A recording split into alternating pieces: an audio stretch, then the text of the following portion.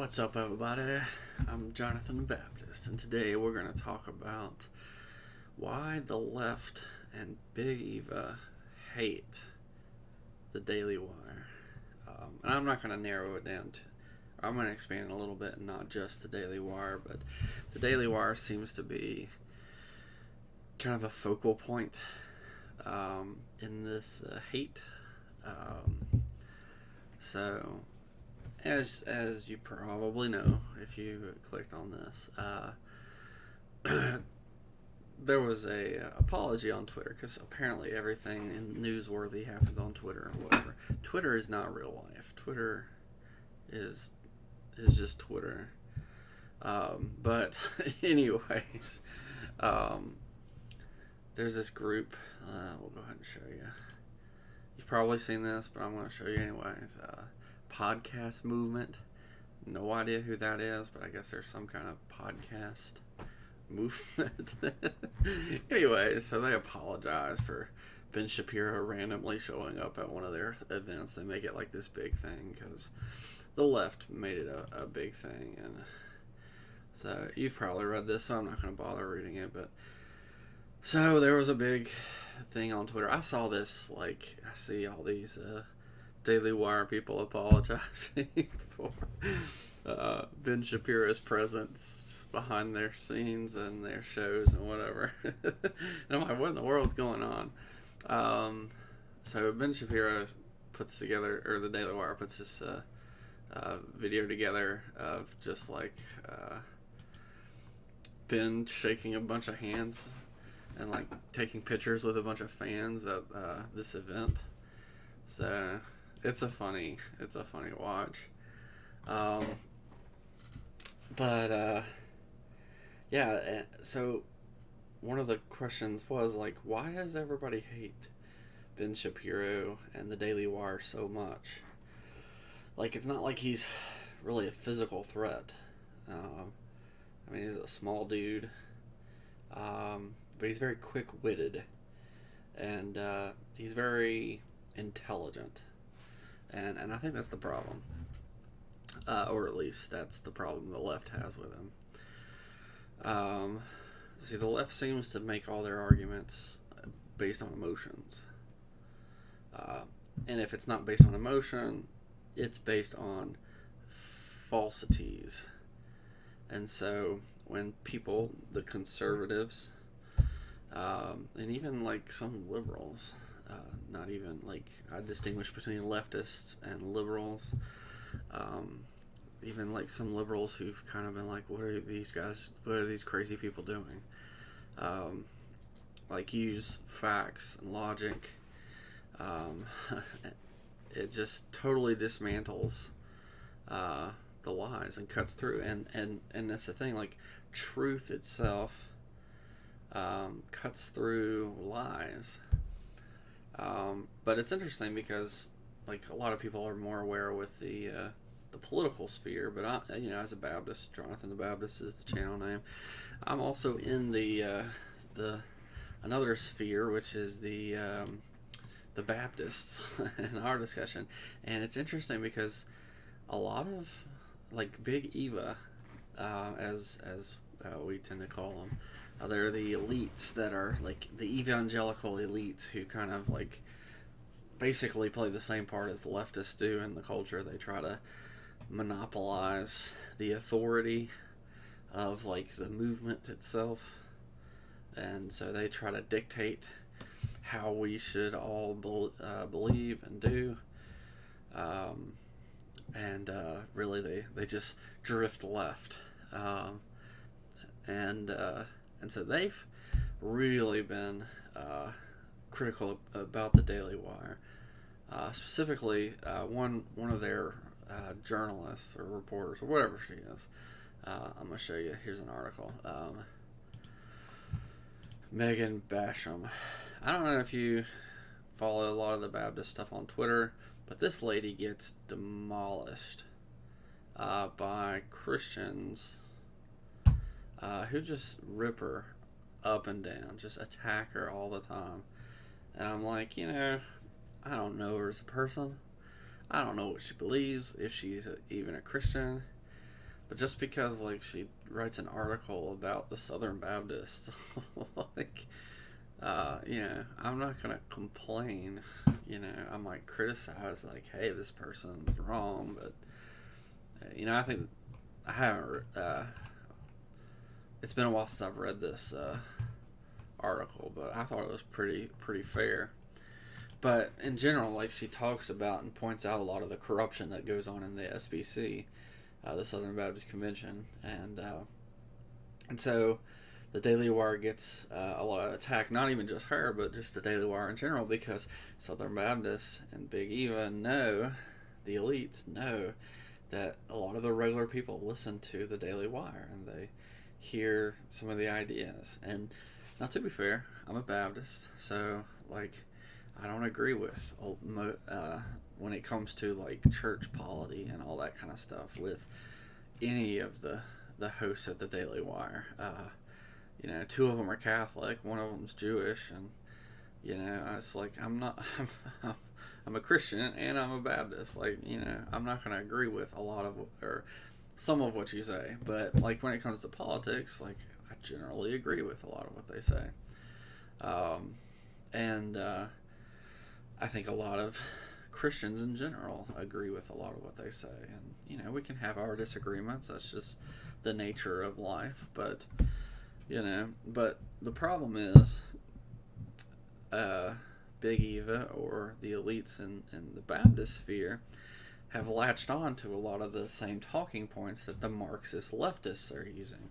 So you have this leftist cult over here, this death cult, who is spouting a bunch of Marxist nonsense, and then you have these Christians, these evangelical leaders, who like seemingly espouse the same ideas, and it's like, of course they hate the conservative outlet. Like, of course they don't like it. It's because truth shines a light in the dark. The truth cuts through lies. And so, like, they may have emotional appeals, or they may have fake facts that they can make up, but they don't have truth on their side. And that's a big problem if you're, trying to, deceive. And I don't know that all of the people in Big Eva are trying to deceive. I think some of them have just been swept up in this movement and, don't really know what they're doing or saying, or at least I want to assume the best of them, because I've looked up to many of them throughout the years, Now the leftist cult, they worship at the feet of Molech, and so it's, I don't expect much from them, they're going to do what they're going to do. But the fact that, some of the Baptists have like attached themselves, and it's not just Baptists, it's other, Christian evangelical denominations that have been wrapped up into this. But so, and it's not even just the Daily Wire.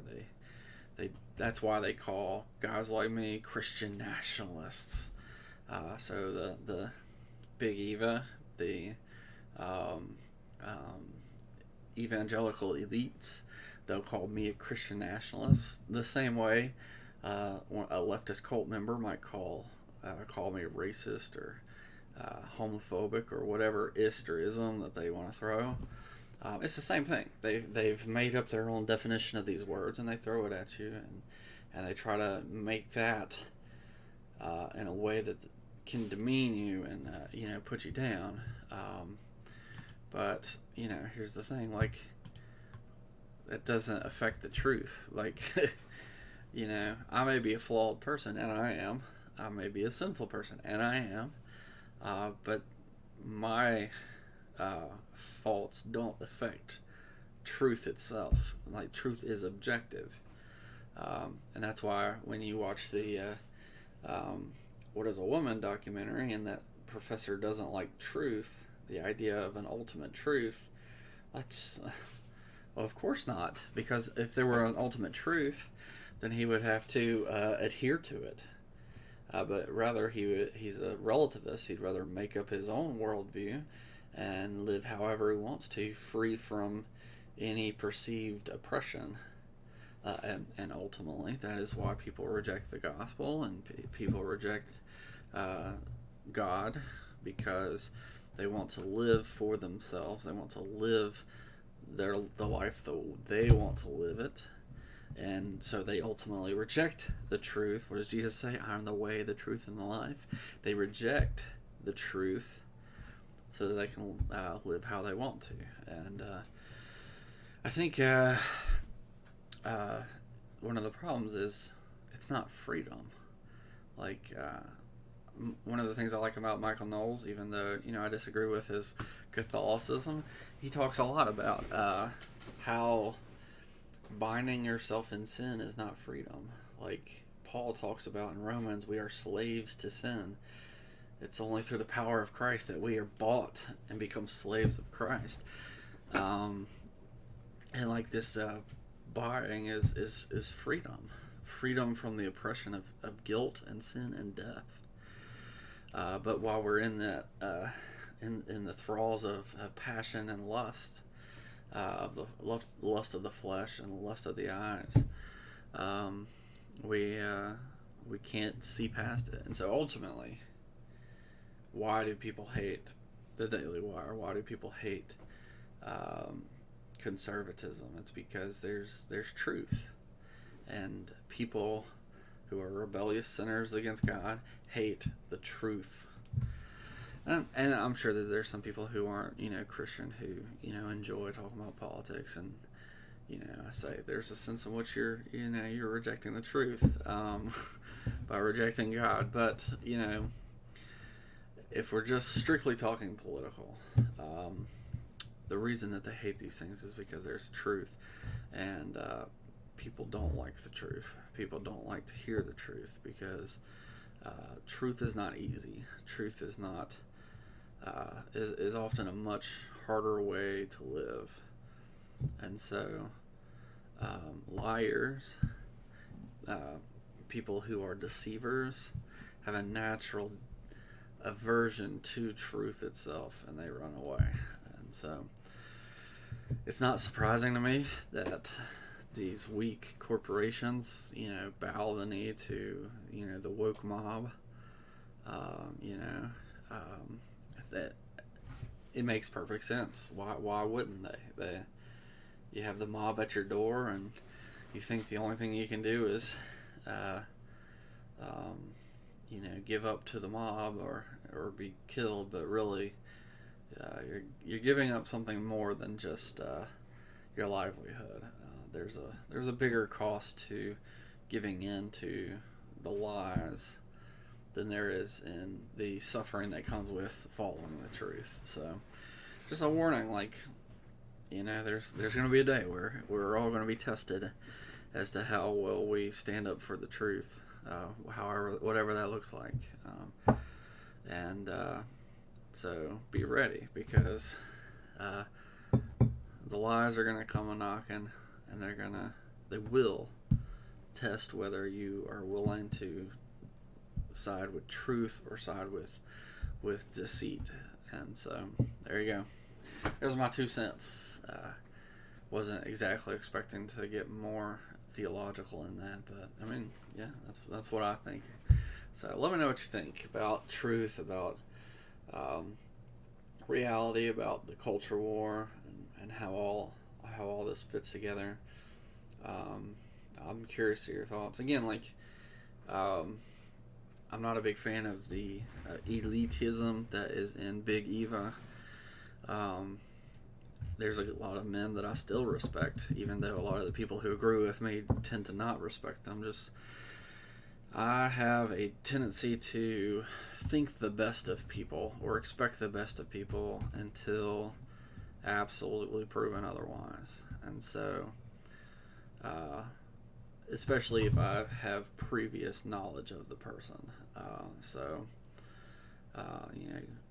There are certain guys in Big Eva that I'm disappointed in how they act right now.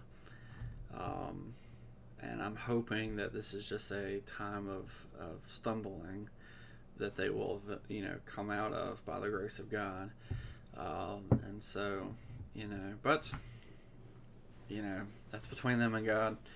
All I can do is, stick by what God says, and, and what I believe is right, according to what the Bible says.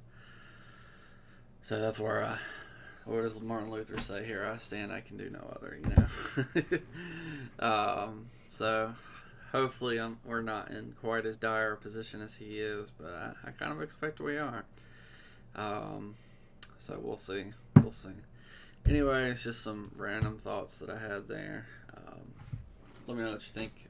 If you're new here, go ahead and subscribe. Talk everything politics and religion, specifically, Christianity. But anyways, catch you next time. Peace.